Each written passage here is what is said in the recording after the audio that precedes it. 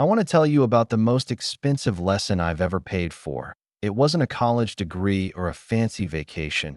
It was the price of getting a liar out of my life. And the cost was just a simple, shocking lie about rent. But that lie, it cost her absolutely everything. A few months ago, my world felt pretty solid. My girlfriend, Jenna, and I had been together for a year. And everything seemed to be going great. I'm the kind of guy who believes in being a team. When things get tough, you help each other out. That's what a partner is for, right? So when I got the call from her, I didn't hesitate. Her voice was shaky, laced with panic. "I'm so sorry to even ask," she whispered, "but I'm short on rent. My boss cut my hours, and I'm $1,200 short. My landlord is going to evict me." The sobs sounded so real, so full of genuine distress, that my stomach twisted into a knot. I couldn't stand the thought of her losing her home. "Don't worry," I said, my voice full of reassurance. "I've got you. We're a team. Remember, I transferred the money right then and there, and I felt good about it. I felt like I was being the person I was supposed to be for someone I loved. That feeling lasted for about a week. I was out with my friend Mark, and the conversation drifted to Jenna's best friend, a guy named Leo. I never really liked Leo. He was a classic user, always chasing some crazy get-rich-quick idea that never panned out, always needing money for new toys. Mark casually mentioned that Leo was so lucky to have a friend like Jenna. "Did you see that new camera he bought?" Mark said, taking a sip of his beer. "Jenna floated him the cash so he could finally get it. Must have been over $1,000. My mind went completely blank.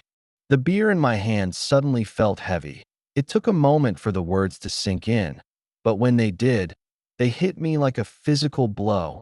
The panicked phone call, the exact amount of money, the rent emergency. It was all a lie. She hadn't needed the money for rent. She had taken it from me.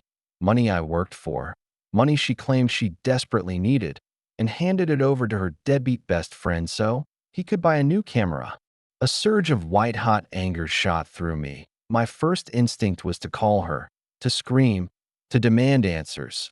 But I stopped myself. I knew what would happen. She'd cry. She'd deny it. She'd manipulate the situation until I was the one apologizing for not trusting her. That's how people like her operate. No, I decided. This wasn't going to be an argument. This was going to be an exposure. I wasn't going to yell.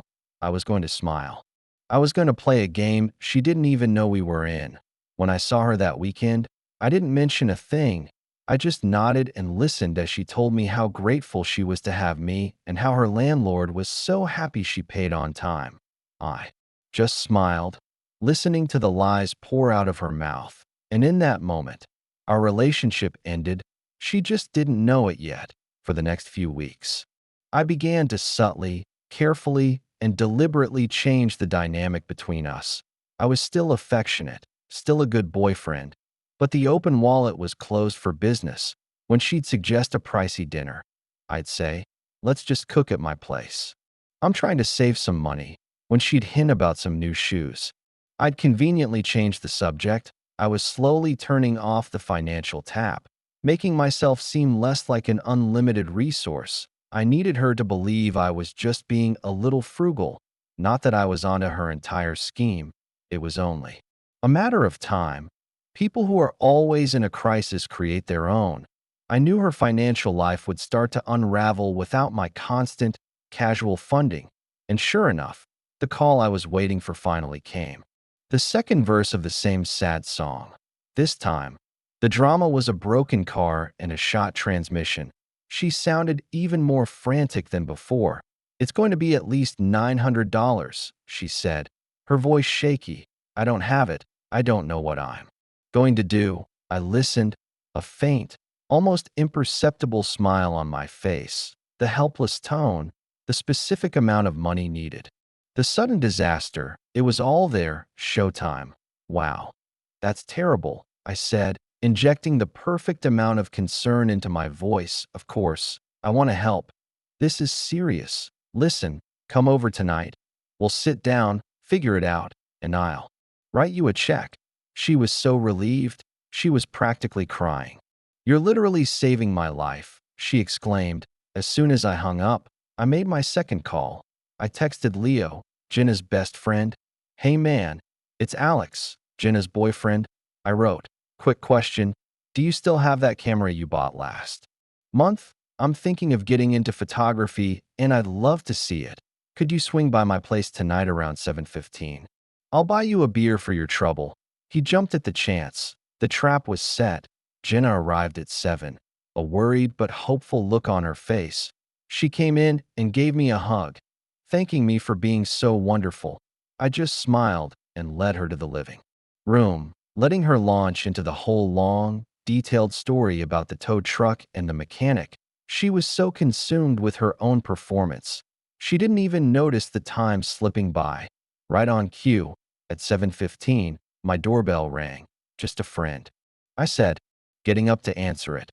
I opened the door, and there stood Leo, his new camera bag slung over his shoulder, a big grin on his face.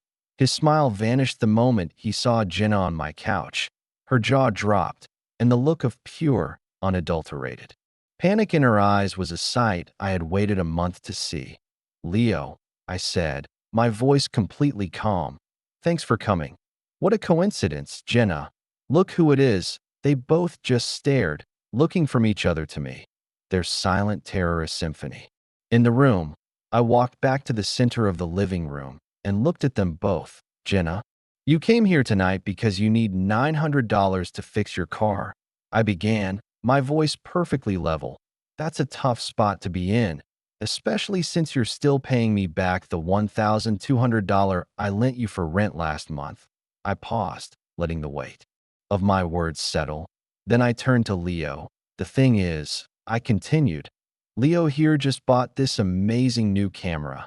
Cost about $1,200. I think he bought it the same day you had your rent emergency." Jenna, her face went completely white. Leo looked like he wanted the floor to swallow him whole. "So," I said, putting a finality in my voice, "I was thinking we can all solve this problem together. You need money for your car, Jenna, and Leo. You have the $1,200 that Jenna lent you. The money I lent her for rent. The simplest solution is for you to just pay her back right now. Then she can pay the mechanic, and I don't have to lend her any more money." Everybody wins. The silence was deafening. Jenna finally found her voice, and it was shaky with rage. "What is this? Did you set this up? Are you checking up on me?" "No," I replied calmly. "I'm just connecting the dots. You lied to me. You took money. You claimed you needed to avoid being homeless, and you gave it to your friend to buy a toy. That's not a partnership. That's not a team. That's just using me. And I'm done being used." The betrayal was in the air, and it was a beautiful thing to watch. Leo started stammering. "Dude, I didn't know. She told me you guys were fine with it." Jenna whipped her head around to look at him, rage flashing in her eyes. "You told me you were going to pay me back in a week. It was a beautiful train wreck. He was a mooch. She was a liar." And they immediately turned on each other, their little scheme unraveling in real time.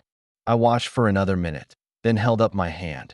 "Enough," I said. "I don't care about the details of your arrangement. All I care about is that my involvement is over. Jenna, we're done. Don't call me. Don't text me. And Leo, enjoy the camera. You both deserve each other." I pointed to the door. "Both of you get out of my apartment now." They left, not even looking at each other on the way out. As I closed the door, I felt nothing but relief. The drama, the lies, the disrespect, it was all over, and it had ended on my terms, I figured.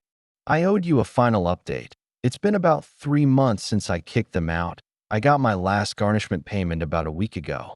That's right, I didn't just let it go. It wasn't about the money. It was about the fact that I refused to be a victim.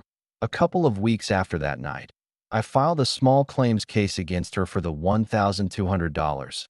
I was completely factual, presenting a copy of the bank transfer, her text messages, and even a screenshot of Leo's social media post thanking an unnamed angel for his new camera. The evidence was straightforward. She didn't even show up to court. I won a default judgment for the full amount, plus my court filing fees. Since I knew where she worked, I filed for wage garnishment. A certain percentage of her paycheck was automatically sent to me every 2 weeks until the debt was paid in full. There was nothing she could do about it. Every single payday, she got a little reminder of the consequences of her lie. The ripple effects of her one decision have been incredible to watch from a distance. Her friendship with Leo completely imploded. He never paid her back, and once her personal bank, me, was no longer open for business, he lost interest in being her best friend. Her financial situation got so bad that the car trouble she had invented became a real problem. Mark told me recently that she had to break her lease, pay a huge fee, and move back in with her parents, all for a camera. She cried to me about the fake threat of losing her apartment, and just a few months later, she actually lost her apartment because of the real consequences of that lie. She lost her boyfriend, her best friend, her financial independence, and her place to live. And me, I'm doing great. My savings account is back where it should be, and my life is free of drama. It was the best $1,200 I ever spent. It was the price of a valuable lesson and the cost of getting a liar out of my life for good.